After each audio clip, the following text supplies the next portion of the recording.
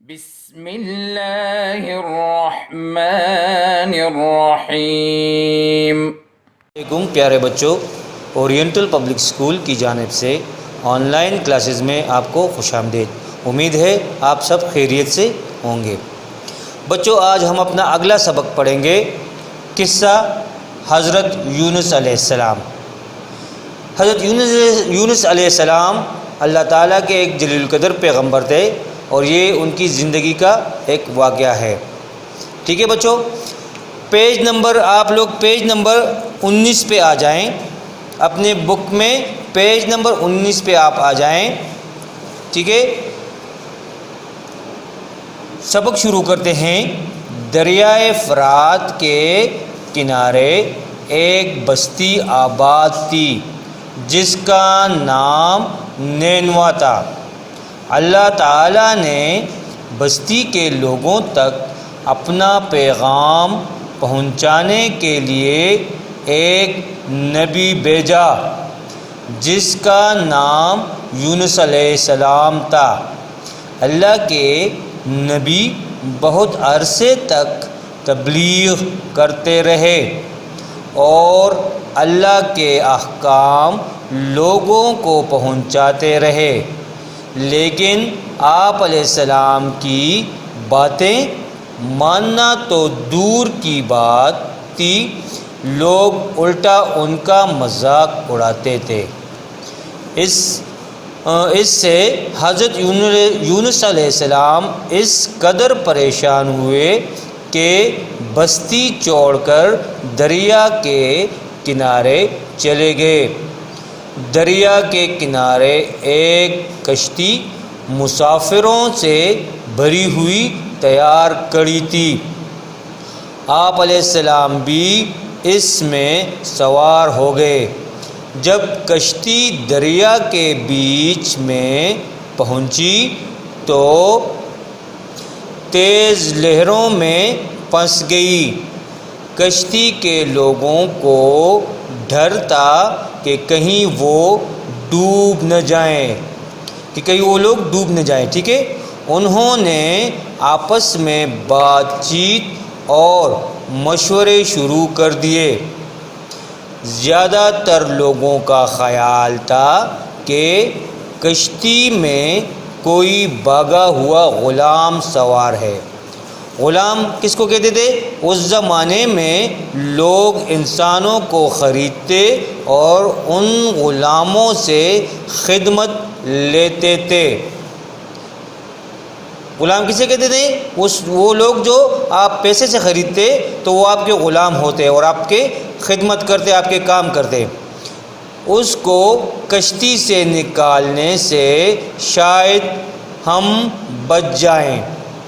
حضرت یونس علیہ السلام نے یہ سنا تو سوچا، میں ہی وہ بھاگا ہوا غلام ہوں جس نے اپنے مالک، یعنی اب کس کی طرف اشارہ کر رہا ہے؟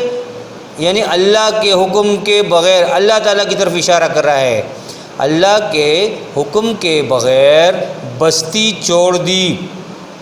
آپ علیہ السلام نے کشتی والوں کو یہ بات بتائی اور کہا، تم لوگ مجھے کشتی سے نکال دو، اس طرح شاید تمہاری کشتی بچ جائے۔ کشتی والوں نے کہا، نہیں، ایسا کیسے ہو سکتا ہے؟ ہم آپ کو کیسے پھینک دیں؟ کچھ لوگوں نے مشورہ دیا کہ قرع ڈالتے ہیں، جس کا نام نکلے اسے دریا میں ڈال دیں گے۔ قرع ڈالا گیا، اس میں حضرت یونس علیہ السلام کا نام نکلا۔ سب نے ان کے نورانی چہرے کو دیکھا اور کہا، نہیں، دوبارہ قرع ڈالو۔ لیکن ایک مرتبہ پھر حضرت یونس علیہ السلام ہی کا نام نکلا۔ اچھا بچوں، یہاں پہ ایک لفظ ہے قرع۔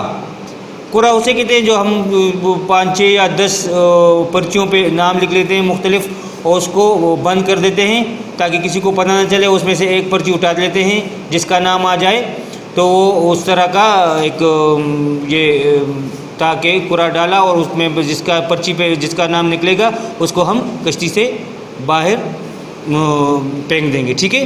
تو اس طرح کا، تو یہ قرے میں قرا میں کس کا نام نکلا؟ حضرت یونس علیہ السلام کا۔ لیکن ایک مرتبہ پھر حضرت یونس علیہ السلام ہی کا نام نکلا۔ تیسری بار لوگوں نے قرا ڈالا تو پھر حضرت یونس علیہ السلام ہی کا نام نکلا۔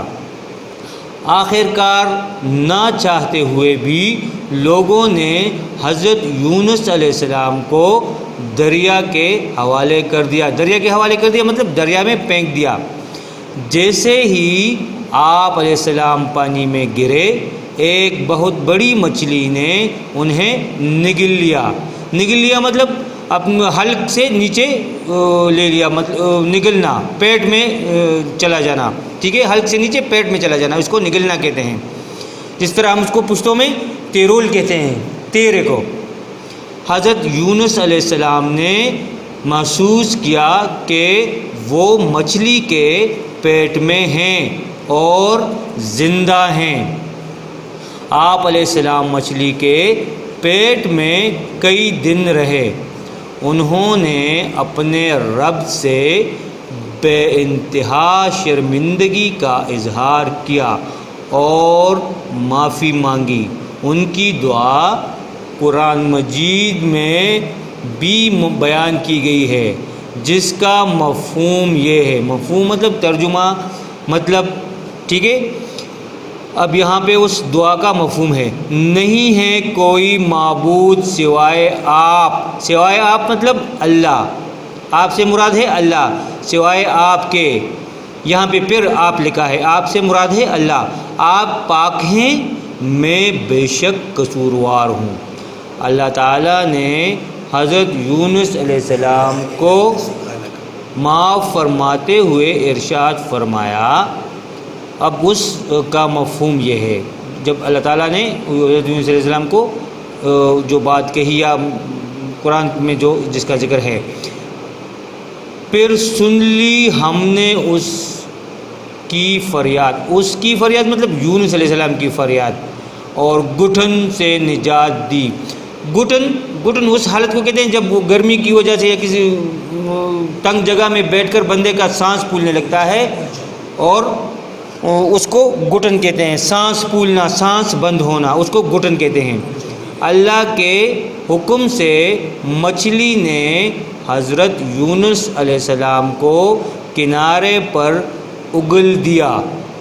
مچھلی کے پیٹ میں کئی دن تک رہنے کی وجہ سے آپ علیہ السلام بہت کمزور ہو گئے تھے۔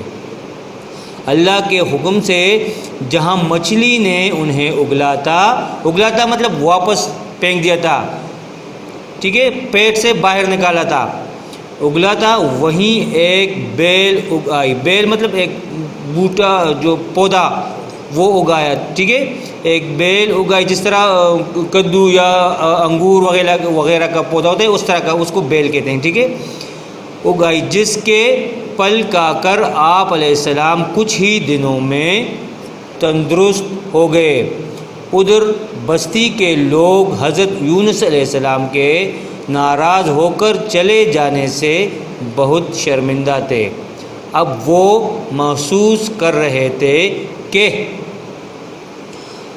حضرت یونس علیہ السلام ہماری ہی بھلائی کے لیے سمجھا رہے تھے، اور اس بات سے بھی ڈر رہے تھے کہ ایسا نہ ہو کہ اللہ کا عذاب ہمیں گھیر لے۔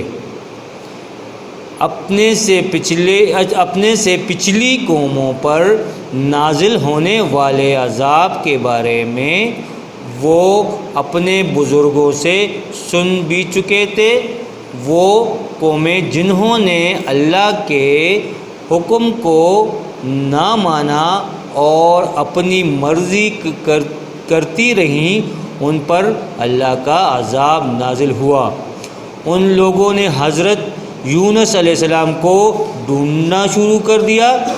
جب وہ نہ ملے تو سب بستی سے باہر نکلے اور ایک کھلے میدان میں جمع ہو کر اللہ سے ان الفاظ میں توبہ کی، اے اللہ، حضرت یونس علیہ السلام تیرا جو پیغام لائے تھے ہم اس کو سچ مانتے ہیں، اس پر ایمان لاتے ہیں۔ اصل میں آپ مطلب اللہ کی طرف اشارہ ہے، آپ ہی عبادت کے لائق ہیں۔